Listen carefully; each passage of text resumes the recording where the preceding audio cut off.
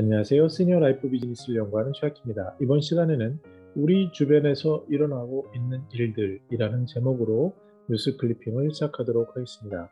첫 번째 뉴스는 반찬 없는 맹물밥, 식사 빈곤의 악순환이 되고 있다는 보도입니다. 가난한 사람들의 생활비에서 가장 먼저 줄이게 되는 것은 식비가 됩니다. 이것은 은퇴하신 분들도 많이 경험하는 건데요. 그런데 밥은 먹어야 되기 때문에 일정량 이상으로 줄일 수는 없게 되죠. 근데 동시에 의료비라든지 주거비 부담이 커지면서 식비라든지 그런 부분들을 줄이게 됩니다. 그래서 다달이 빠져가는 월세, 예상하지 못했던 병원비와 약값에 식비는 늘 후순위에 밀린다라는 기사가 있습니다.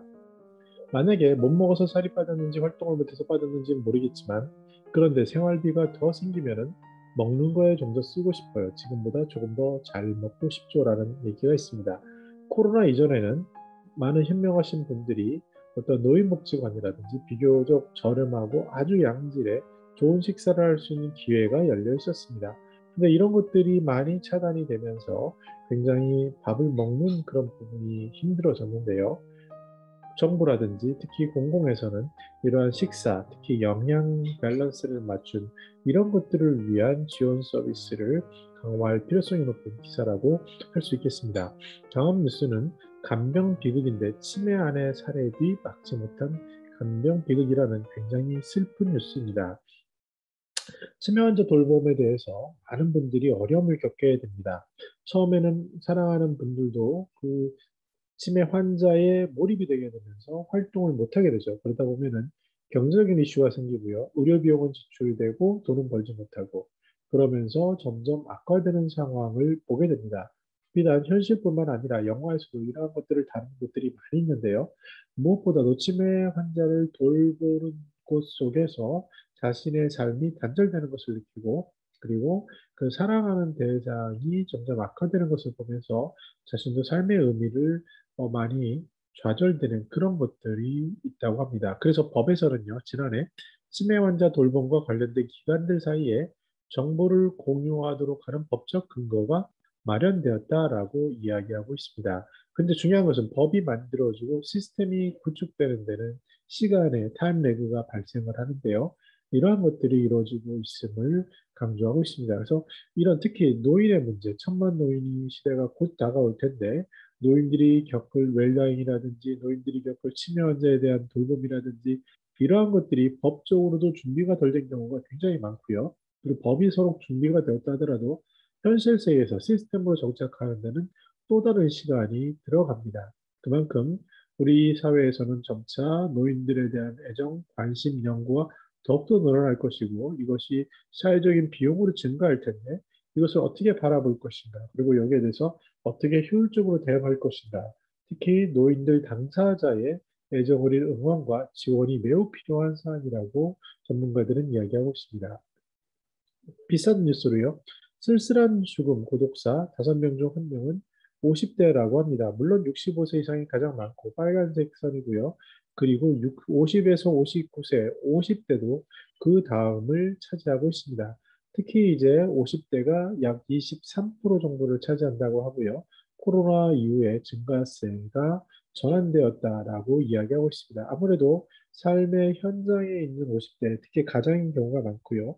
특히 이제 직장 생활, 특히 대기업인 경우에는 초반부터 퇴직을 일반적으로 많이 하다 보니 다시 재취업을 하거나 다시 직업을 전환하면서 자영업의 길로 많이 들어서게 됩니다. 그런 세대가 이제 50대인데요. 그 자영업자들인 경우에 코로나19로 굉장히 끔찍한 일을 겪고 계시죠. 그래서 이러한 것들이 연관이 되면서 생활고로 자연스럽게 이어지는 비중이 커지고 있다고 합니다. 다음 뉴스는 50대 자영업자의 비극, 원룸 빼 월급 주고 생을 마감했다는 굉장히 슬픈 얘기인데요. 순탄했던 사업이 코로나19 직격탄을 맞아 휘청했다고 합니다. 사태가 1년에 끝날 줄 알았는데 2년째 되면서 매출은 절반, 또 3분의 1로 줄었고 상황은 더욱 심각해져서 하루 10만 원 이하로 떨어졌다고 합니다. 그나마 잘하던 곳이니까 이렇지 조금 더 어려웠던 곳이라면 정말 어려운 일이 비일비재하고 주변 동네를 거닐다 보더라도 아니면 주요 상권을 가더라도 그 폐업하는 것들이 너무나도 많고 그러면 그 가장이 딸린 그 가족들은 어떻게 변할지 이러한 것들에 대한 고민들이 계속되어진다라고 할 수 있겠습니다. 얼마나 힘들고 무서웠을까? 그 같은 뉴스를 다루고 있는데요. 거기서 여기 자주 왔는데 장사 잘 됐던 곳이다라는 얘기가 있습니다. 그래서 정말 이게 남의 문제가 아니라 빚이 1,000만 원이 뭐냐, 지금 장사하는 사람 중에 억대 빚 없는 사람이 없을 것이다라고 얘기를 하는데 그럴 것 같습니다. 저도 짧게나마 그 사업을 해본 경험이 있는데 그 사업을 유지한다는 것 자체가 어마어마한 비용을 수반을 합니다.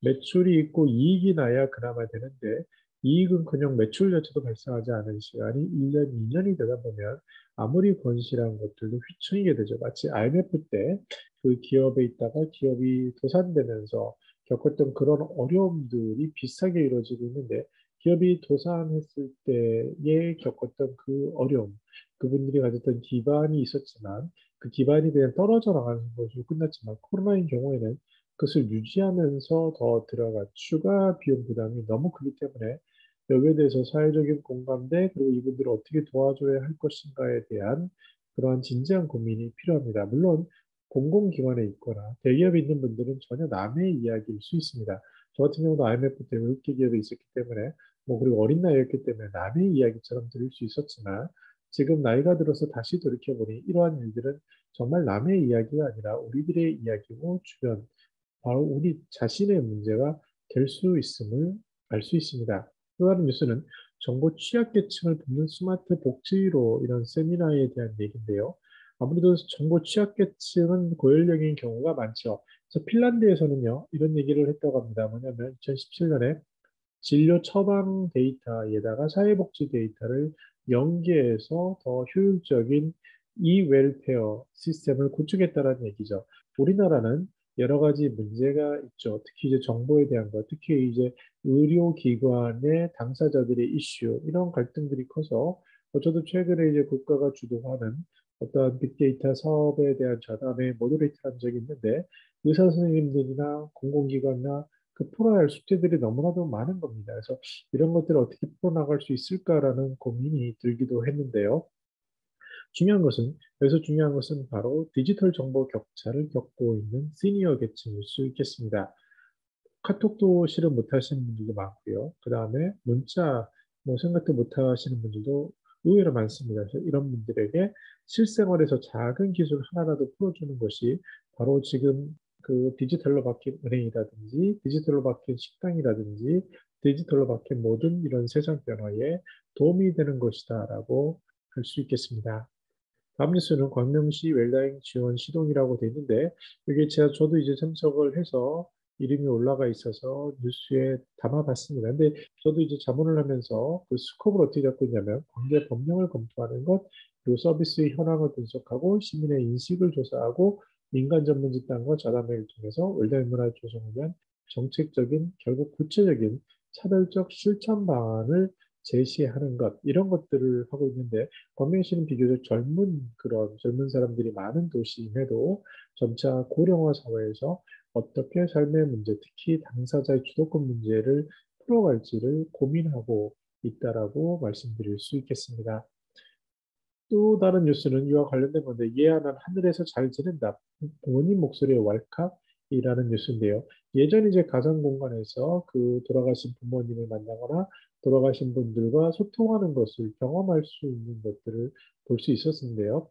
아마 최근의 기술이 너무나도 간단할 겁니다. AI가 고인의 목소리를 되살려서 실제로 돌아가신 부모님의 영상 편지를 보여주는 형식, 또 상담도 할 수 있고 이런 것들은 기술적으로 아주 쉬운 일인 것 같습니다. 왜냐하면 구글만 보더라도요. 우리가 필요한 모든 정보가 돼 있고 우리말을 트랜스레이터로 바꾸기만 하면 영어로 완벽하게 그 변환되는 그러한 세상에 우리가 지금 살고 있습니다. 그 기술의 변화 속도, 발전 속도는 우리가 상상한 것보다 훨씬 빨리 가고 있기 때문에 이러한 것들은 너무나도 쉬운 기술이겠다라고 생각이 드는데 중요한 것은 그 기술이 아니라 그 살아계신 분들이 그런 것을 과연 남기고 싶어 하는가, 그리고 남기고 싶은 것을 공유하고 싶어 하는가, 그래서 어떻게 기억될 것인가, 어떻게 소통할 것인가, 디지털에서 이런 것들에 대한 사람들의 인식이 보다 중요하다라고 할 수 있겠습니다.